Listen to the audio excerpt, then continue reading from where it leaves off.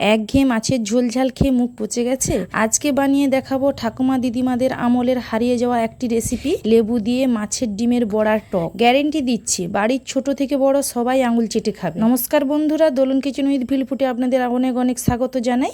আজকের রেসিপি লেবু দিয়ে মাছের ডিমের বড়ার টক। চলুন তবে রেসিপিটা শুরু করা যাক।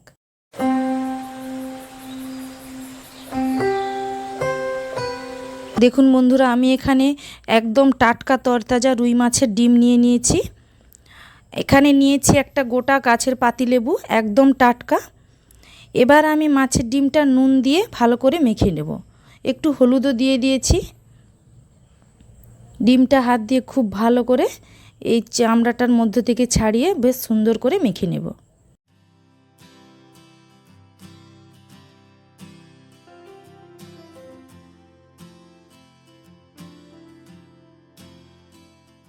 দেখুন বন্ধুরা, আমি একদম হাত দিয়ে থেসে থেসে ভালো করে ডিমটাকে মেখে নিয়েছি।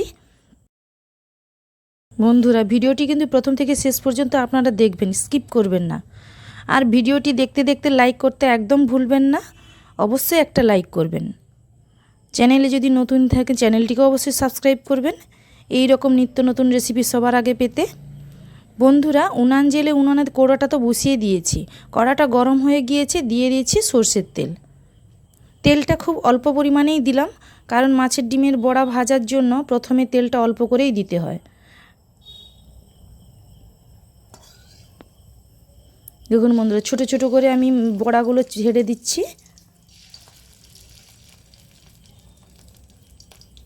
খুব বেশি বড় করে দিলে ডিমের ভেতরগুলো ভালো করে ভাজা হবে না, সেই জন্য আমি ছোট ছোট করেই দিচ্ছি বড়াগুলো।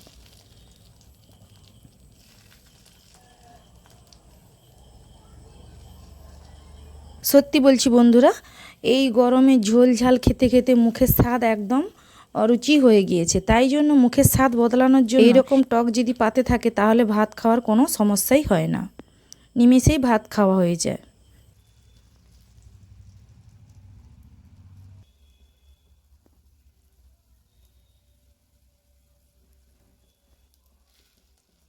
সব বড়াটাই আমি একবারেই দিয়ে দিচ্ছি।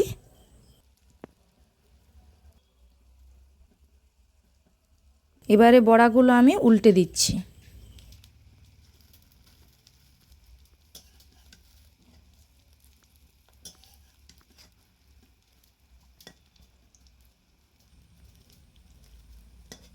দেখুন বন্ধুরা, বড়ার এক পিঠগুলো খুব সুন্দর হয়ে লাল লাল হয়ে গিয়েছে।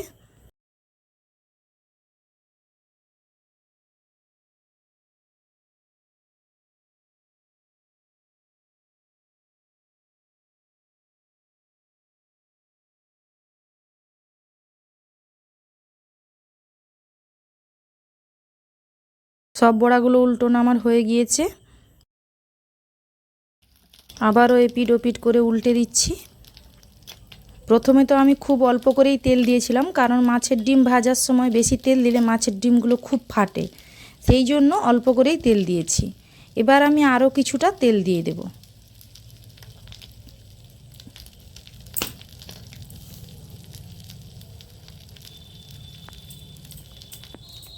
দেখুন বন্ধুরা, বড়াগুলো আমার খুব সুন্দর করে ভাজা হয়ে গিয়েছে। এবারে তুলে নেব।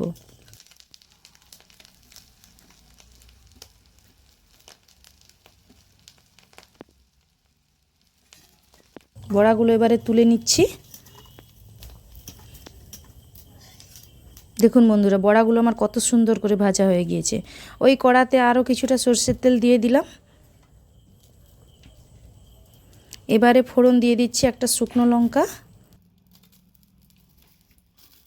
অল্প পরিমাণে 5 ফোড়ন।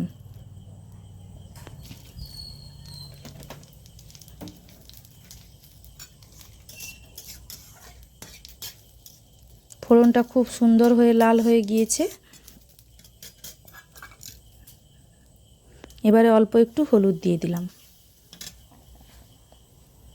অল্প একটু নুনও দিয়ে দিলাম। দেখুন বন্ধুরা, আমি সর্ষেটা আগে থেকেই বেটে রেখেছিলাম, সেটা এর মধ্যেই দিয়ে দিচ্ছি। এবারে অল্প পরিমাণে আরও একটু জল দিয়ে দিলাম। এই যে পাতিলেবুটা এবারে আমি কেটে নেব।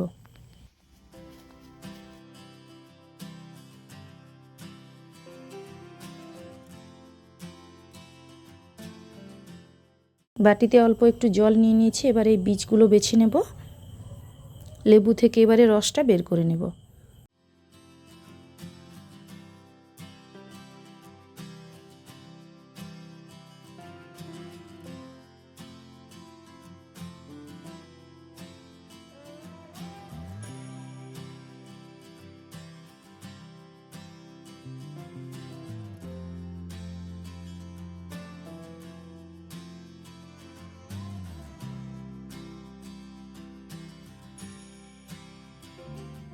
দেখুন বন্ধুরা, টকটা তো আমার ফুটে উঠেছে। এবারে ভেজে রাখা বড়াগুলো দিয়ে দিচ্ছি।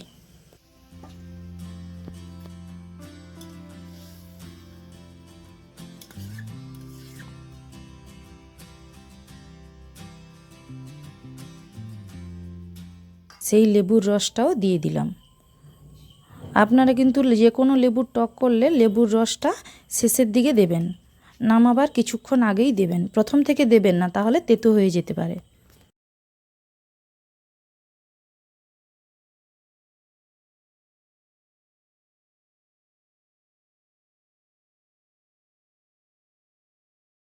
দেখুন বন্ধুরা, টকটা আমার খুব সুন্দর ফুটে উঠেছে। টকটা এবার আমার হয়েও এসেছে। বন্ধুরা, এই রকম মাছের ডিমের বড়ার টক আপনারা কে কে বাড়িতে বানিয়েছেন অবশ্যই কমেন্ট করে জানাবেন, এবং আমারও এই রান্নাটা কেমন লাগলো সেটাও আপনারা অবশ্যই কমেন্টে জানাবেন।